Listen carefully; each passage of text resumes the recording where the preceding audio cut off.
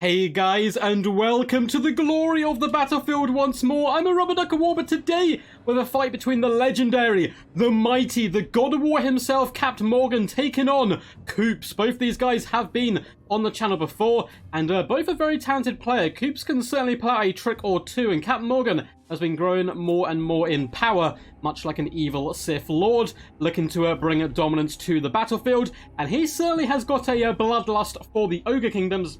Big fan of them in general. I recently did a video showcasing why I think Double Giant is actually relatively competitive in certain domination matchups. It's time to see if it works in the land battle scenario, so let's delve into this one.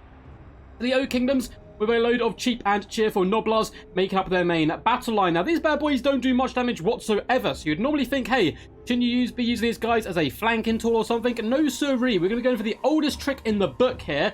You get the Ogre Balls, which are these large monstrous infantry behind them. It looks like they are going to be the dual weapon variety. You saturate them on top of the Noblars when the action gets underway, meaning the Noblars will be taking significant amounts of damage that normally would have been dealt to the Ogre Balls, allowing them to dish the pain back and to help out their little brethren.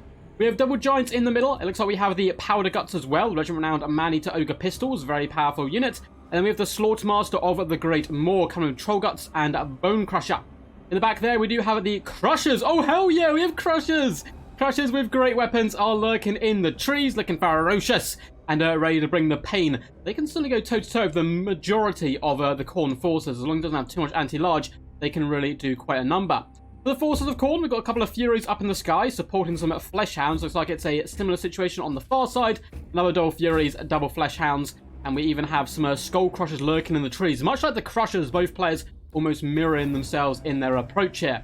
We have Chaos Warriors mixed in with Halberdiers in the front line and one unit of basic Bloodletters, with a Cultist obviously coming in with that summon as you naturally would do, and then we have a Herald of Khorne looking just so cool, man. Heralds in general, as well as the hero counterpart, really are top tier and badass in the wardrobe department.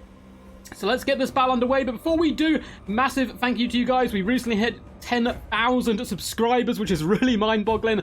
I will be doing a celebration stream. It may end up being pushed to next week. It depends, but there will be a celebration stream incoming. So I really appreciate you guys, and a massive shout out to all the Patreons and YouTube members who keep this channel floating and going forward. So without further ado, let's give it a good old scrap here.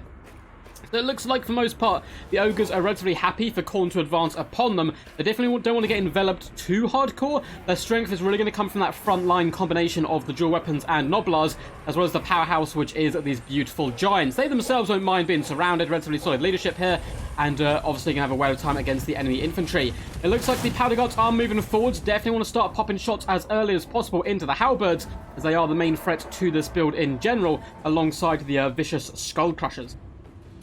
Flesh Hounds are making up a lovely little flanking maneuver, and what I like about this Ogre build in particular is it's not too overladen with massive amount of range. So now we've got like a billion Furies on the battlefield and a load of Flesh Hounds. I don't actually have that many good targets to focus fire down. They're almost a necessity to bring, just in case your opponent does bring a bucket ton of lead belchers and other such units. Crushers attempted to hide in the trees. The Khorne player was like, no sorry, not today. They'll smoke him out from the forest and force them come over into the main fight. But I won't mind too much there. I think they're going to be doing a whale of a time.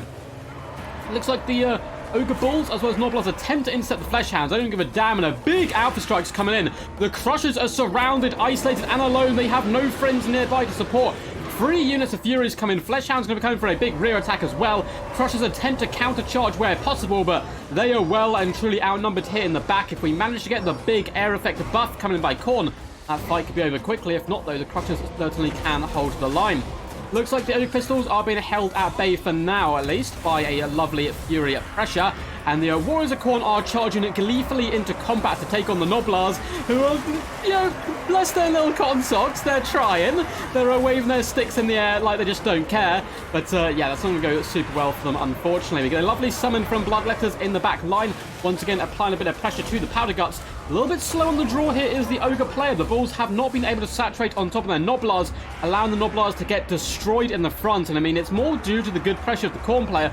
Look at this rear attack. Skull Crushers eviscerating you with Ogre Bulls, then bouncing back to freedom. And loads of the Bulls had to come back to attempt to defend the Crushers, who are getting held up by a Troll Guts. They've been able to tank for about 50 years here. The Mighty Fleshhounds and Furies all going down in droves. Skull Crushers look like they're going to come take this fight, realise they'd be isolated and alone as more and more as the Furies and Fleshhounds are dealt with. So instead they charge back into the main combat, once again getting a lovely rear attack onto these pesky Powder Guts. The Witness member going down, but likewise a Lucas of Wrath, increasing that melee attack by 40. Cultists as well as their Lord are attempting to duel the Giants, but they are gods in a sea of mice at the moment, slapping troops left and right.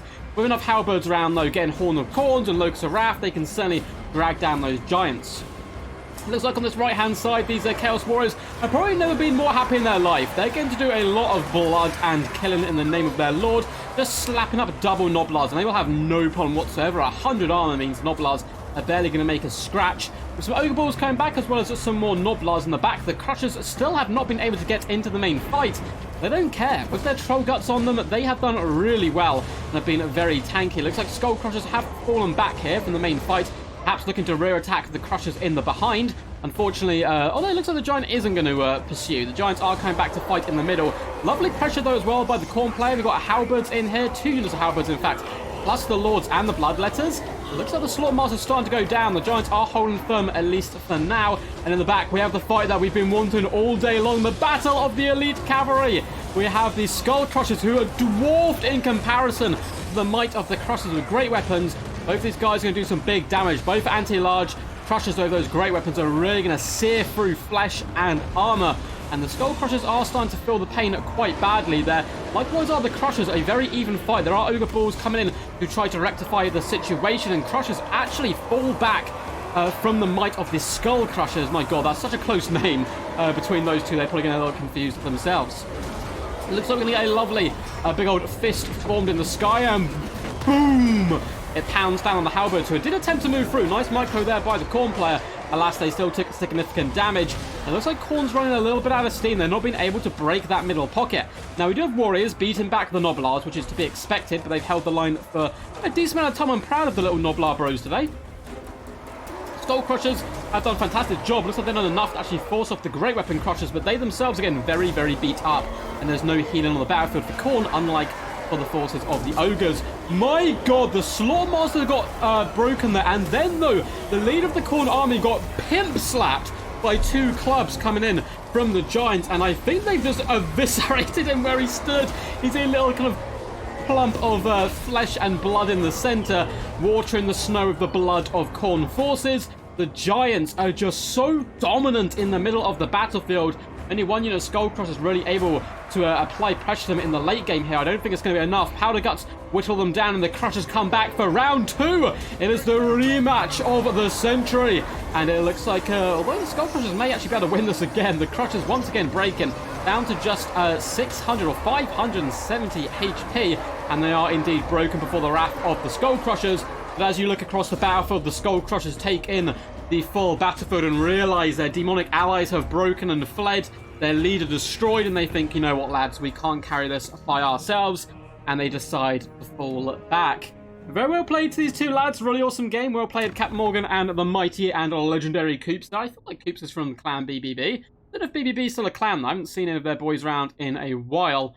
Yeah, hopefully he still is anyway. But it's good to see both these guys playing. I've seen a lot of Captain Morgan recently, but not so much of Coops. Always great to have both these guys on the channel. And what an awesome game. Really cool stuff indeed. The Double Giant's just an enormous pain in the arse to deal with for so many factions. And I think Khorne can struggle a little bit up against these type of units, particularly in matchups like this where they fear the range pressure from the O Kingdom. So they don't bring anyone like Scarbrand or anything along those lines. And then all of a sudden the large threats are really quite problematic. We've got 1.2k and 1.5k value on the Giants. The Crushers, 2,186 damage.